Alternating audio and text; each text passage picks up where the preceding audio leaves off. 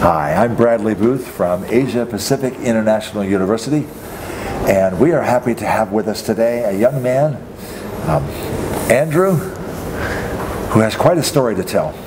You know, we were looking through the library here at the university, and we found a book entitled Convicted. Come to find out, it's a story about Andrew.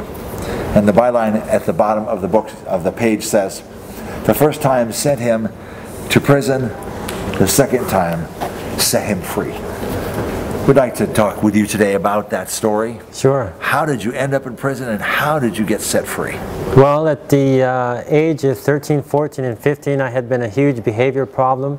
I was kicked out of every school that I went to, and I started getting involved in drinking and drugs and committing crimes. And at the age of 16 years old, I was arrested by the police for 7 kidnappings and armed robberies. 7 kidnappings? Yes. And armed robberies. So they sent you to prison? Yes, I was, because even though I was just 16, the crimes were so serious that the judge said, if you want to commit crimes like an adult, we're going to treat you like an adult. So they sent me to the adult prison for 13 years. 13 years. What must that have been like to be a young man at 16 years of age, realizing the next time you saw the world outside would be almost a lifetime for you? Oh, it was incredibly frightening. I didn't even know how to absorb or even grasp the idea that not only the rest of my teenage years, but what seemed to me the majority of my adulthood years would be gone. It was all gone. My life was gone at that point. Prison's a pretty dangerous place to live. Medium security, maximum security? Yeah.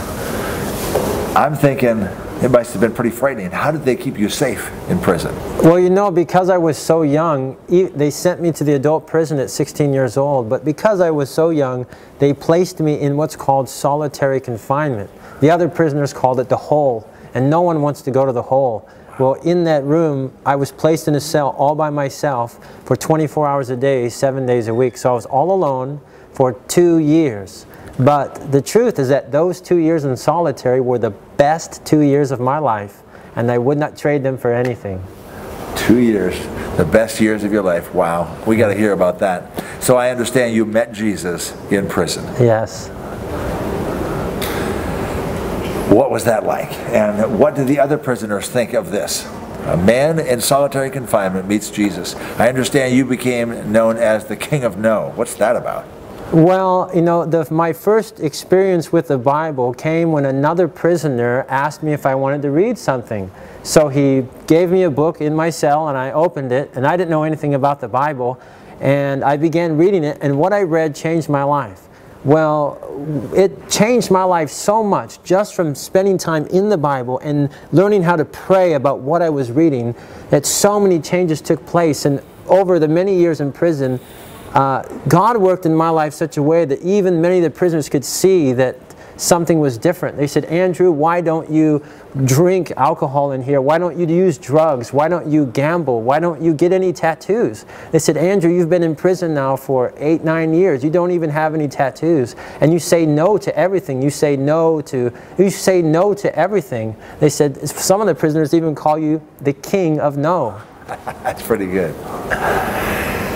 The Bible must have transformed you, because I understand that something very surprising happened near the end of the 10-year time, before your 13 years had expired. Tell us about that. Well, I had been in prison for almost 10 years at that time, and I was sitting in my cell one day, and I was reading and studying as usual, and all of a sudden the guards came running up to the cell, and they banged on the door, and they said, "Prisoner Mitchell." Now, I need to clarify, my last name is Michell, but in prison, often many times people mispronounce it and call me Mitchell. Well, I didn't want to spend 13 years in prison being called Michelle, so when they called me Mitchell, I didn't correct them. And so the guards told me, they said, "Prisoner Mitchell, you need to go to administration building immediately." So I was kind of terrified, because that almost always means you're in trouble and you're going to the hole. And so I thought, what did I do wrong? And there was a prisoner in my cell, and he turned and looked at me. He said, "Andrew, what did you do wrong? You don't even drink coffee." I said, "I don't know." It's like going to the principal. Yes. Everybody's scared to go to the principal.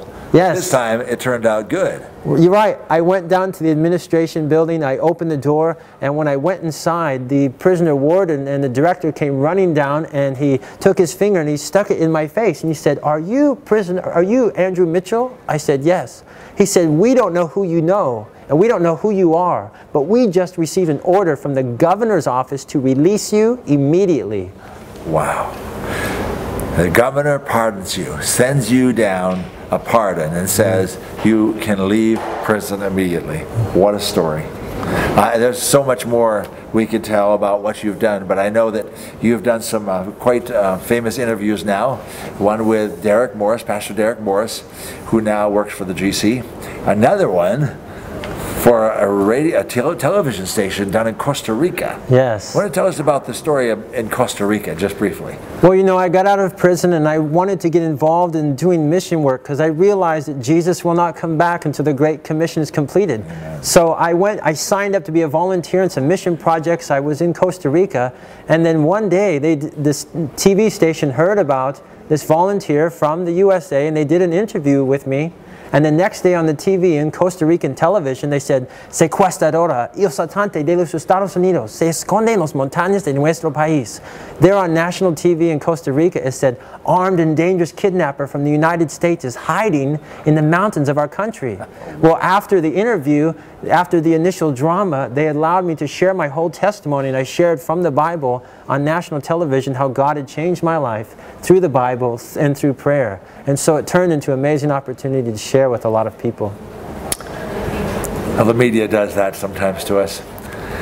The best part about this whole story is that Jesus saved you. Yes.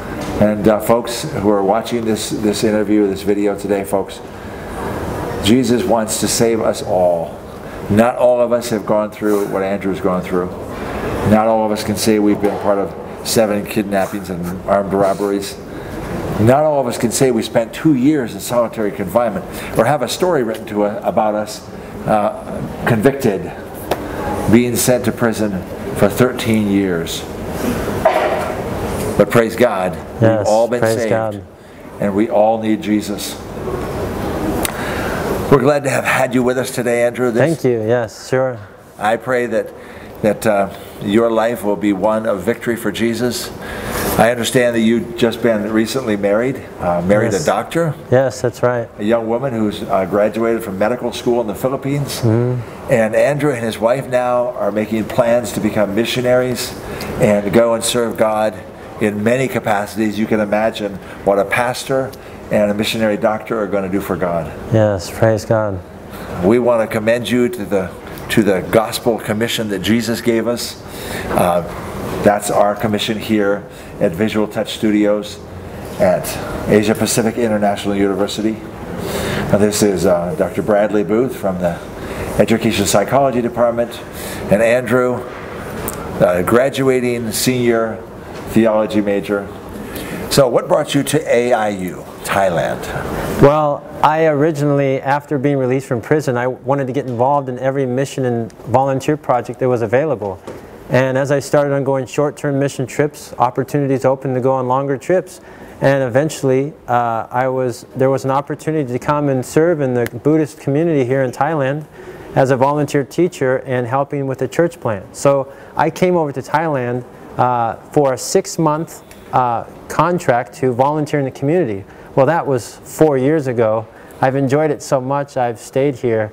And so I came over here just to share Christ with my Buddhist brothers and sisters. This is a language school that we have downtown Muklek, a town of about 7,000 people. It is the community for the university. And during the last 2 years, we have been involved in several programs in the community to try to give the university exposure, try to help the community meet Jesus. And I know, Andrew, you actually live at the Language Center. They gave him a room upstairs, 3rd floor, I believe it is, in exchange for teaching classes, free classes to students in the community. How many students do they have at that school? It fluctuates. There are children that come, there are teenagers that come, and adults that come. So it can fluctuate from, I don't know, 10 to 15 every night, upwards of 40 to 50 students when there's a lot of them. So it fluctuates. It's a challenging project. It's not easy. It's not for the faint of heart. But I'm here for a very important motivation. So the challenges are opportunities to grow. And your time at the school is almost up, so you will graduate in about 2 weeks here. Yes, that's right. But you also have been involved in several projects. Prison ministries comes to mind. Tell us about that. Well, the way I structure my time and schedule is I want to crowd into every day as many good works as possible. I don't want to pass by any opportunity. So not only am I teaching in the community, but I'm spending time at the weekends volunteering at a girls' orphanage, teaching and singing songs, and I go and visit prisons regularly and speak to prisoners in prison. I love going to prison. It's a lot of fun for me. Folks, if you have never been to an orphanage in your life or never been to a prison, not that they're on the same scale, children in orphanages are often awed by the fact that community people would come and visit them, give them their time. I remember in Russia once I visited an orphanage. We wanted to take the children something, so we took them pencils with the name of our school on them and gave them. And those kids hung onto those pencils like it was their most prized possession. We also went to some prisons. Tell us what that's like. Well, I've went to many prisons and I've gone there to speak, and they usually introduce me. They say, here, this is Andrew Michell, and he's a missionary working in Southeast Asia. And so they think that maybe I was the son of a pastor and I was born on Sabbath morning with a Bible in my hand. But when I begin to tell them that I was in prison also, that I was sitting where they were, and I understand their situation, and I can tell them that God can do in their life what He did for me, what He can do for you, they become so encouraged, and they love the story of Jesus being able to change their life also and give them hope. So I love going to jail, and I want to go some more. You love going to jail. I like that. Folks, the message here is you don't have to wait for some big assignment from God. You don't have to go to a foreign country like Andrew's done. You can meet people right where you're at. You don't even have to go to an orphanage or a prison to speak for Jesus. You can speak to someone at your job. You can speak to someone in the supermarket. You can speak to someone on the street corner. Look for every opportunity you have to say something to introduce Jesus to the people in this world. You know, we're looking forward so much to the coming of Jesus, and we have just so little time left in which to speak for Him, to tell this good news. Visual Touch Studios and Asia Pacific International University would like to partner with you to do this. And young people like Andrew, who's now a graduating pastor, who's married a young lady, a doctor, the sky's the limit for them. The horizons are unlimited. You can do the same thing for God. Look for opportunities every day. And like Andrew, like those of us at Visual Touch Studios in Thailand, you can have a chance to make a difference in the world. Thank you for being with us again today. This has been a message brought to you by Visual Touch Studios, Asia Pacific International University, Thailand. God bless you all.